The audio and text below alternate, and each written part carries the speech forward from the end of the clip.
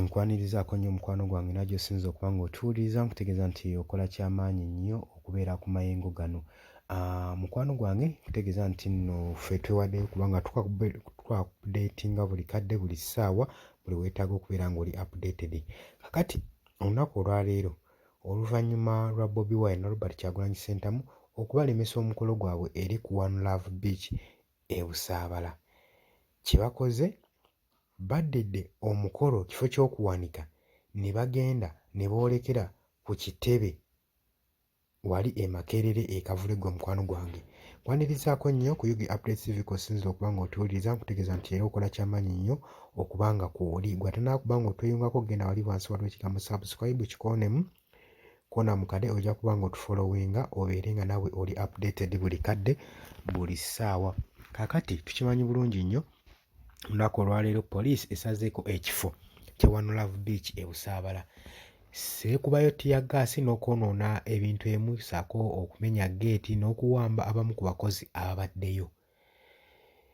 Kitegeerekese nti bano babadde balina omukolo gwabwe ogwa end of the year gwe babadde bagenda okuba nga bajaganya ssaako ne famire zaabo ab'eŋŋanda abaabuzibwayo oba abaaditeiningibwa ne poliisi oba abattibwa nga n'essaawa zino tebamanyiddwako mayitire. Gwe mukwano gwange aliya mpuliriza.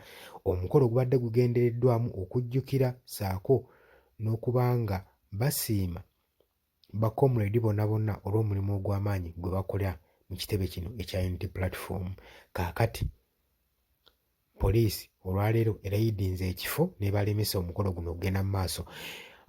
Robert Kyagulanyi Ssentamu ssaako ne ba National Unity Platform supporters mu kifo ky'okuwanika tebadiscouragingiddwa, bagenze mu maaso omukolo ne baguriganizinga wali eri e Makerere e Kavule ku kitebe ekikulu ekya National Unity Platform ku headquarters.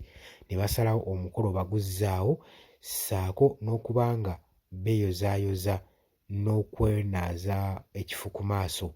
Kakadi guno omukolo tegubadde gwa kujjukira Mukama Katonda yekka yekka. Kweyo byabakoledde ne byabayisizzaamu buli lukya okubaira nga bakyalina amaanyi agagenda mu maaso, wabula bayozezaayozeza ne bakomredi abalwana obutaweera okulaba nga bayimirirawo ne basigala nga bakyerabamu omulamwa ogugenda mu maaso ssaako n'okuyimirirawo mu nsonga ezimu mu masekkati g'ebizibu ne challenge ezimu kukwatibwa ne mu kusibwa. Bo basigadde nga bakyali ku mulamwa gumu nga bamanyi maaso wa gye balaga. Gwe mukwano gwange aliya ampuliriza. Kakati kino Robert Kyagulanyi Ssentamu asinzidde awo n'abasiima era n'abagamba n'ebigambo eby'enkyukakyuka, ebigambo ebizzaamu amaanyi.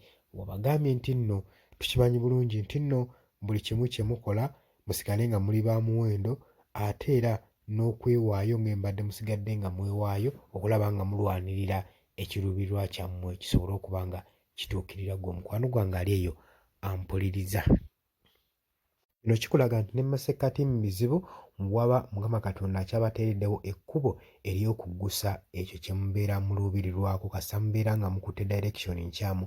Speed si kikulu mu bulamu wabula direction gy'otwala kye kikulu mu bulamu kyonna kyonna ky'oba oluubirira okukola. Mbaagala nnyo era nga mbagaliza ekiro ekirungi. Abali emitala w'amayanja mbaanirizaako nnyo, mwebale kubeerako, mwebale kufollowinga, mwebale goberera. Watennakuba ng'osubscribinga ngenda wansi osubscribinge ku UG Updates TV, followinga, likinga, sharinga. Mbategeeza nti no mbaagala nnyo, mweraba.